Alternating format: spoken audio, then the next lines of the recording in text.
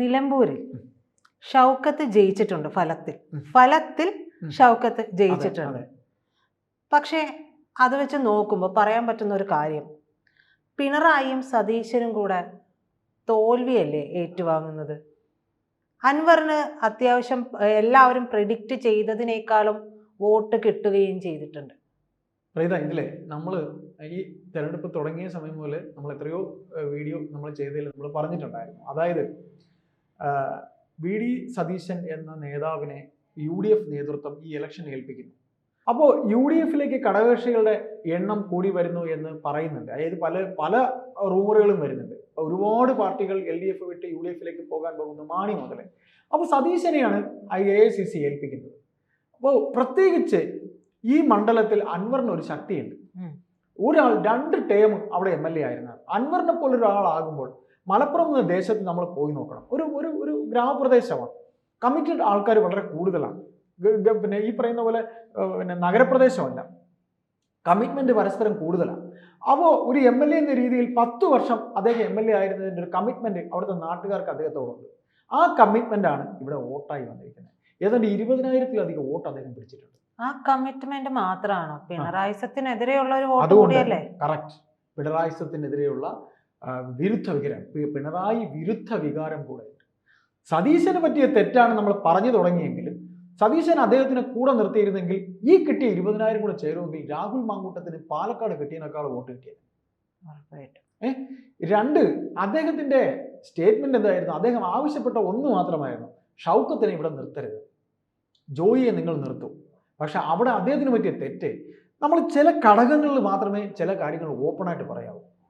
ചിലത് നമ്മൾ അങ്ങ് വിളിച്ചു കയറി പറയാൻ പാടില്ല. അദ്ദേഹം വെട്ടിത്തുറന്ന് ഈ കാര്യം പറഞ്ഞു അൻവർ. അത് അൻവറിന് പറ്റിയ തെറ്റാണ്. അദ്ദേഹത്തിന് ഇത് വെട്ടാമായിരുന്നു. സതീശന്റെ ആ തിരിച്ചുള്ള സ്റ്റേറ്റ്മെന്റ് വെട്ടാമായിരുന്നു. എവിടെ? UDFിൽ ലീഗിനെ ഉപയോഗിച്ച് വെട്ടാമായിരുന്നു. കാര്യം ലീഗാണ് ഇവിടെ പണിയെടുത്തിരിക്കുന്നത്. അത് നിങ്ങൾക്കറിയാം.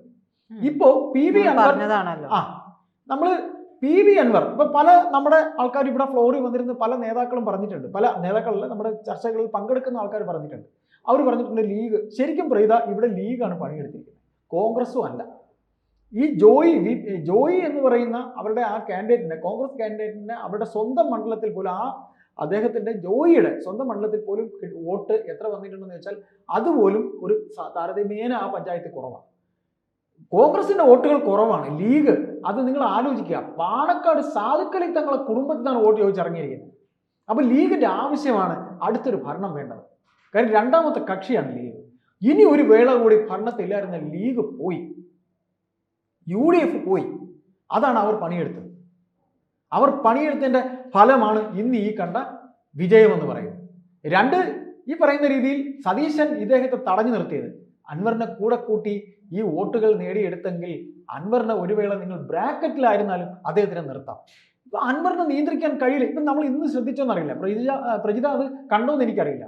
അതായത് സണ്ണി വക്കീലിനോട് ചോദിക്കുവാണ്, KPC പ്രസിഡന്റിനോട് ചോദിക്കുവാണ്, അൻവറിനെ ഞങ്ങൾ ഒരിടത്ത് കഥകടച്ച് കൊട്ടി മാറ്റി നിർത്തിയിട്ടില്ല എന്ന്. പിന്നെ സതീശൻ ചെയ്തത് എന്തായിരുന്നു? നമ്മൾ അന്നേ സംസാരിച്ചപ്പോൾ പറഞ്ഞു, അൻവറിനെ ഇദ്ദേഹം ഇങ്ങനെ മാറ്റി നിർത്തിയപ്പോൾ സതീശൻ ചെയ്തപ്പോൾ അദ്ദേഹത്തിന് അദ്ദേഹം മിണ്ടാതിരിക്കുക ചെയ്തത്.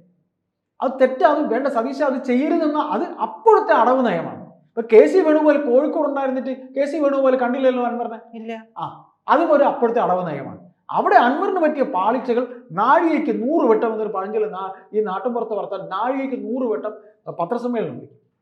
ഇതിലൊരു കാര്യമില്ലേ, ഇതൊക്കെ പറയുമ്പോഴും അൻവറിനെ ഇങ്ങനെ വിളിച്ചിട്ട് നീയാണ് സ്ഥാനാർത്ഥി എന്ന് പറയുകയും സുധാകരനെയൊക്കെ ഉപയോഗിച്ച് അൻവറിനെ ഞാൻ മനസ്സിലാക്കിയെടുത്തോളം അൻവറിനോട് വളരെ സ്നേഹത്തിൽ നയത്തിൽ പറഞ്ഞാൽ അൻവർ അവരെ എന്താ പറയാ വാലും ചുരുട്ടി നിൽക്കും. പക്ഷെ മെനക്കെടാൻ ഇരിക്കുമ്പോൾ, അതായത് തല്ല് കൂടാൻ വേണ്ടി ഇരുന്ന് കഴിഞ്ഞിട്ടുണ്ടെങ്കിൽ, അതായത് ഇപ്പൊ സതീശൻ അങ്ങനെയാണല്ലോ, ഒറ്റ വെട്ട്.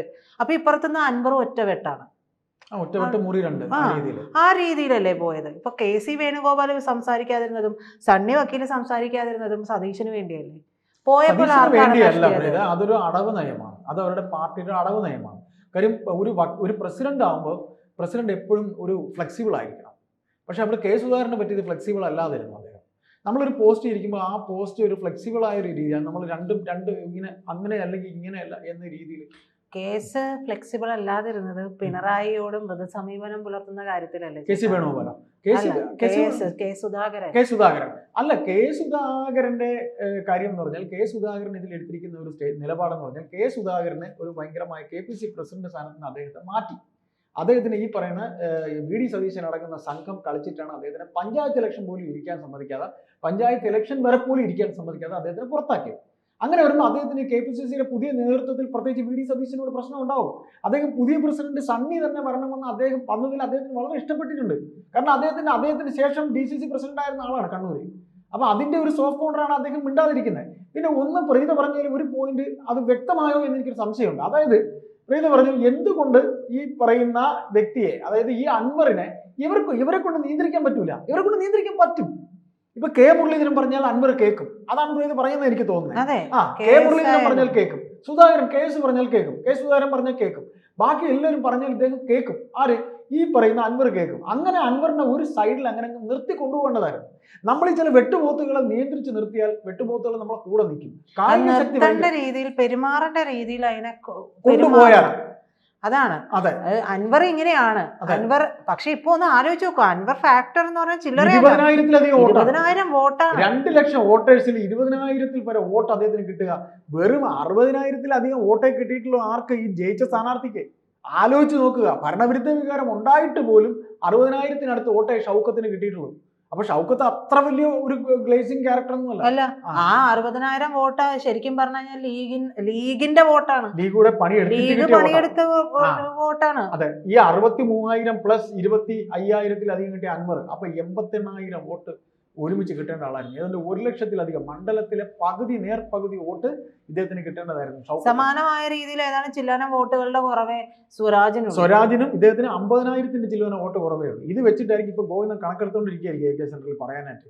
ഞങ്ങൾ അത്ര വലിയ തോൽവിയൊന്നുമല്ല, ഇവിടെ കൊട്ടിഘോഷിച്ച ഭരണവിരുദ്ധ വികാരമൊന്നും ഞങ്ങൾ തമ്മിൽ ഉണ്ടായിട്ടില്ല, ഞങ്ങൾക്ക് വെറും തുച്ഛമായ വോട്ടിന്റെ ശതമാനം. ശരിയാണ്, ആ പറയുന്നത് ശരിയാണ്. പക്ഷേ ഭരണവിരുദ്ധ വികാരം മാത്രമല്ല, പിണറായിസവും ഇവിടെ പൂർണ്ണമായിട്ട് വ്യക്തമായിട്ടുണ്ട്. സതീശനിസവും അതായത് സീനിയർ പിണറായി ജൂനിയർ പിണറായി, അതാണ് ഇതിൽ മനസ്സിലാക്കുന്നത് കാര്യം.